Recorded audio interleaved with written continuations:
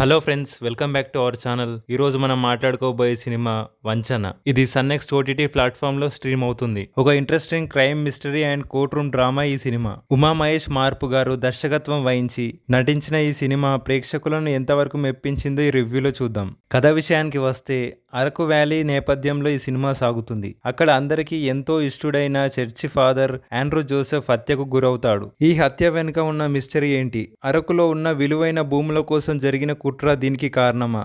అసలు నేరస్తుని పట్టుకోవడంలో మన హీరో కృష్ణ ఎలా పోరాడాడు అనేది ఈ cinema main plot. Technical points. Cinematography. Araku అందాలను చాలా న్యాచురల్ గా చూపించారు. విజువల్ సినిమాకు ప్లస్ అయ్యాయి. సంగీతం.